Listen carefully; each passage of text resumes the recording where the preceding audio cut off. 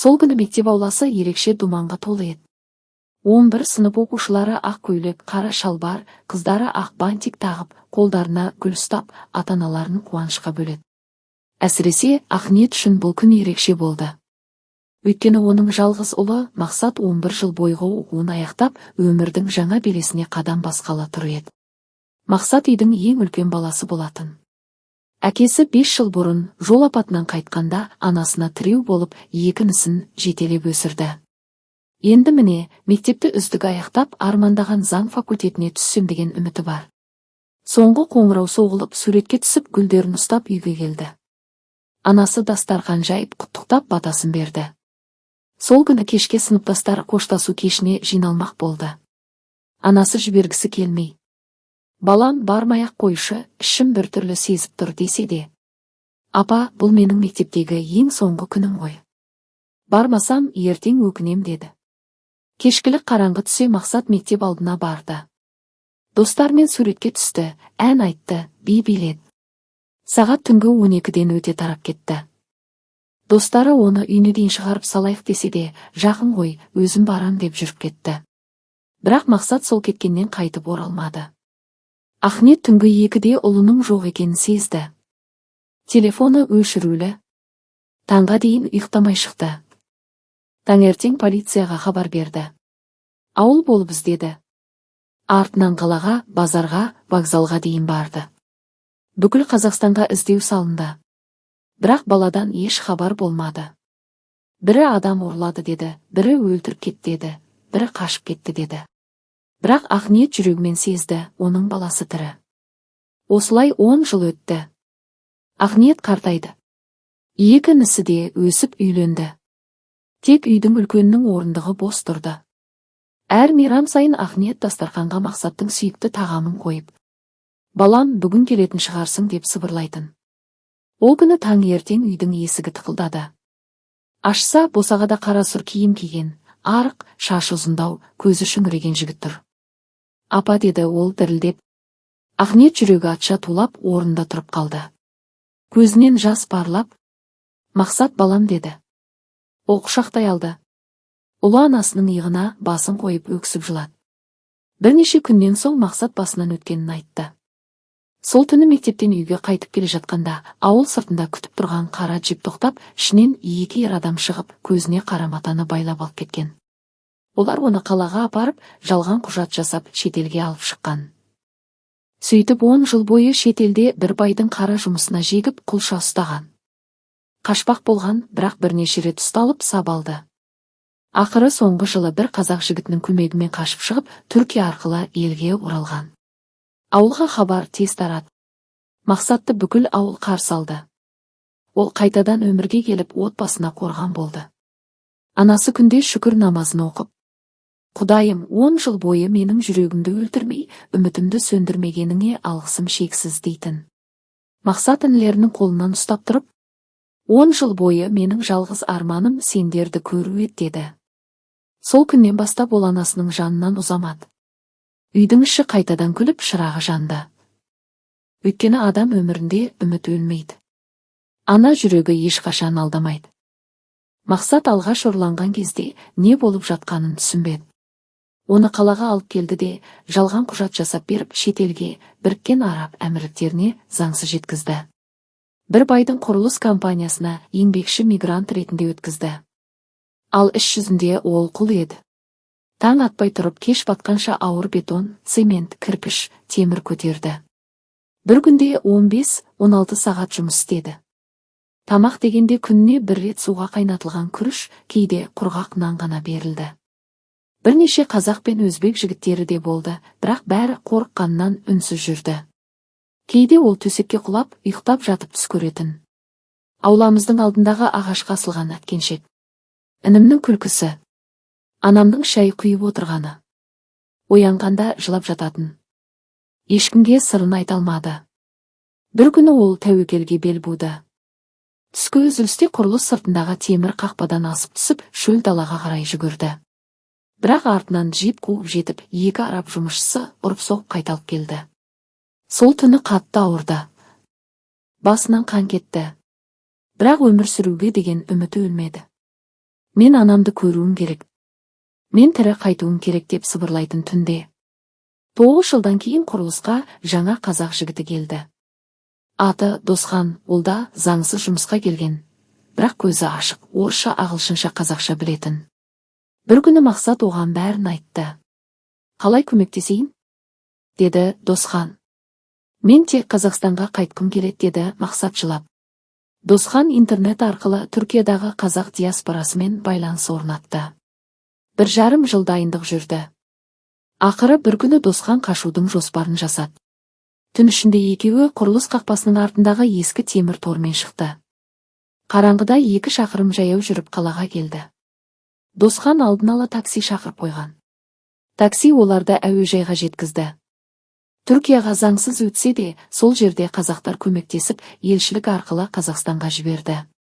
Ұшақ ішінде Мақсат терезеден көк аспанға қарап жылады. Алла, 10 жыл бойы мені жалғыз тастаған жоқсың. Ауылға келгенде анасы оны танымай қала жаздады.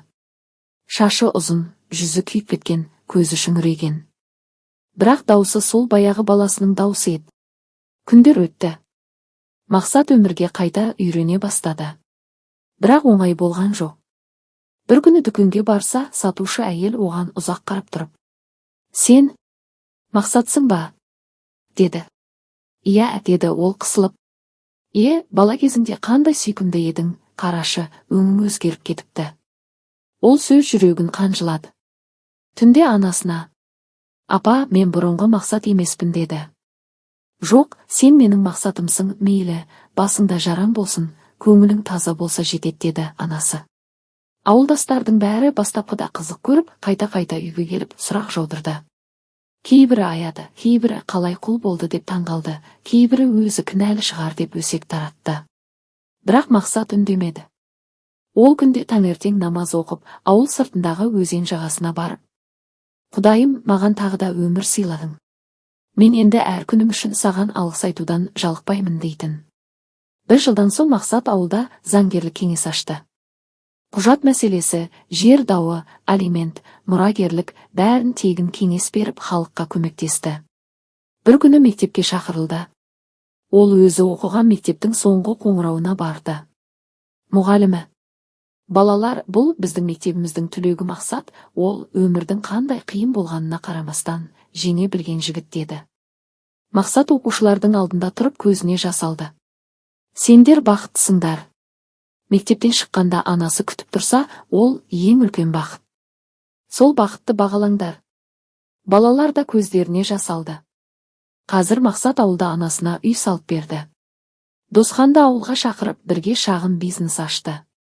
Ол күнде көк аспанға қарап ішінен қайталайды: «Құлдықтағы 10 жылым мені құртқан жоқ. Ол мені күшейтті.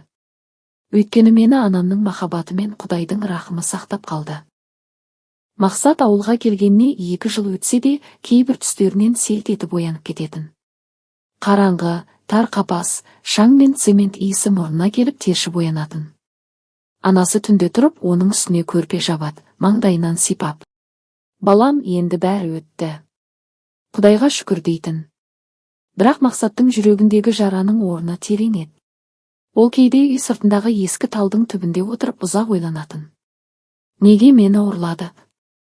Неге дәл мен? Бірақ ол сұраққа жауап таба алмады. Бір күні түнде жұлдызға қарап: «Жаратқан, мен бәрін саған тапсырдым. Тек менің жүрегімді ашумен емес, мейірмен толтыр», деп дұға етті. Ауылға жаңа жас мұғалім келді. Аты Ақгүл, ұстаз, биология пәнінен сабақ береді. Ақниет апа оның тәрбиелігін, сыпайылығын көріп: «Ой, қарағым, келіп шай іш», деп шақырып жүрді. Бір күні Ақгүл дастархан басында отырған кезде үйге Мақсат кіріп келді. Шашын қысқа алып тастаған, үстінде таза көк көйлек, қолында заң кітаптары. «Ассалаумағалейкум», деді сабырлы дауыспен. Ақгүл оған бір қарағандағы жүрегі дір ете қалды. Өйткені оның көзінде терең мұң, бірақ сонымен қатар ерекше жылулық бар еді. Сол күннен бастап екеуі анда-санда ауыл дүкенінде, мектеп алдында кездесе бастады. Ақгүл оның бастан кешкенін естігенде жылап жіберді. «Қалай шыдадың?» деді ол. «Шыдаған жоқпын, тек үміт үзбедім». «Үміт үзілмесе, адам бәріне шыдайды», деді Мақсат күлімсіреп. 1 жылдан кейін екеуі шағын, бірақ көркем той жасады. Мақсат Ақгүлге қарап: менің өткенім ауыр, бірақ болашағымды сенің күлімдеуің жеңілдетеді деді. Ақниет апа көзіне жас алып күйеуінің суретіне қарап: қарашы, біздің баламыз бақытты болып жатыр деді. Мақсат енді тек заңгер емес, аудан мектептерінде үмітсіз шайтан тақырыбында мотивациялық кездесу өткізетін болды. Ол оқушыларға: сендерде телефон жоқ шығар, әдемі киім жоқ шығар. Бірақ ең маңыздысы, жүректеріңде үміт бар. Үміт болса, өмірдің кез келген құлпын ашасыңдар дейтін. Кейбір оқушылар көзіне жас алып: аға, бізде сіздей қайсар болғымыз келеді дейтін. Досханмен бірге ауылға кішігірім құрылыс бригадасын ашты. Қазір ауылдағы жалғызбасты аналардың үйін тегін жөндеп беріп жүр. Мен 10 жыл бойы үйдің еденінде ұйықтадым, ал қазақ анасы жер төсекте жатпасын дейді. Бір күні бұрын өзін ұрлап сатқандардың бірі ұсталды деген хабар келді. Полиция оны сотқа куәгер ретінде шақырды. Сот залында ол әлгі адамға қарап тұрып: мен саған кек сақтамаймын. Өйткені сен менің өмірімді ұрлаған жоқсың, мені өзіммен кездірдің деді. Залдағы адамдар үнсіз қалды. Ақниет апа бір күні түсінде марқұм күйеуін көрді. Ол: қара көзім, баламды аман алып қалдың. Енді жүрегің тынышталсын деді. Таңертең оянғанда апаның жүзінде ұзақ жылдан бері болмаған шынайы күлкі бар еді. Қазір Мақсат пен Ақгүлдің 2 баласы бар. Ұлдың есімі Ерназар, қыздың есімі Айсана. Мақсат күнде таңертең ұлын мектепке өзі апарып салады. Мектеп алдына келгенде көзіне жас алып тұрады. Не болды, аға? Дейді баласы. Ештеңе, балам. Мектеп деген ең әдемі мекен. Сен мектептен шыққанда қасыңда әрдайым әкең болсын дейді. Ол кешке намазын оқып отырып жүрегінен бір дұға шығарды. Құдайым, мені құлдықтан босаттың, енді мені реніштен де босат. Мен өткенімді даңқым емес, сабақ қылып айтам. Өйткені өмірде үмітсіз еш нәрсе жоқ. Ең соңғы қоңырау да жаңа бір қоңыраудың бастауы. Мақсат ауылдағы көп балалы, тұрмысы ауыр отбасыларға тегін заңгерлік кеңес беруді тоқтатпады. Бір күні аудан әкімдігінен хабар келді. Мақсат мырза, сізді облыстық мотивация форумына шақырғымыз келеді. Форумда ол сахнаға шыққанда зал толы адам демін ішіне тартты. Ұзын бойлы, қара костюм киген, көзінде мұң мен жігер қатар тұрған жігіт микрофонға жақындап: мен құл болдым. Бірақ менің рухым ешқашан құл болған жоқ. Өмірде сендерді ешкім бағаламаса, сендер өздеріңді бағалаңдар. Өйткені сендердің үміттерің сендердің бостандықтарың деді. Залдағылар ұзақ қол соқты. Ақниет апа да сол форумға келді. Баласының халық алдында сөйлеп тұрғанын көріп көз жасын сүртті. Форумнан соң Мақсат анасын құшақтап: апа, сен менің дұғамсың деді. Жоқ, балам. Сен менің намазымның қабыл болған дұғасысың деді анасы. Сол жылдың күзінде Мақсат ауылға үлкен жоспар құрды. Мешіттің жанынан тегін құқықтық кеңес орталығын ашты. Ауыл имамы оған қарап: сенің жаның жаралы болса да, жүрегің таза деді. Өйткені мен кешірдім, аға. Кеп жүректі қарайтады. Мен онсыз да қараңғыда көп жыл тұрдым, енді жүрегімді қараңғы қылғым келмейді деді. Бір күні Мақсат қатты сырқаттанып қалды. Дәрігерлер бүйрегі мен бауыры зақымданғанын, оның шетелдегі ауыр еңбек пен соққыдан қалған дерт екенін айтты. Ақгүл түні бойы жанында отырып: сенсіз менің күнім жоқ деді. Мен кетсем де, менің үмітім сенде қалады деді Мақсат. Көктемнің шуақты таңы еді. Таң намазынан соң Мақсат анасының қолынан ұстап: апа, мен сенің қасыңда болған әр күнім үшін шүкір етемін. Енді менің жаным тыныштық іздейді деді. Сол күні түс әлетінде ол анасының тізесіне басын қойып 2 баласына қарап тұрып: Ерназар, Айсана, әкелерің ешқашан үмітсіз болма деді ғой, ұмытпаңдар деді.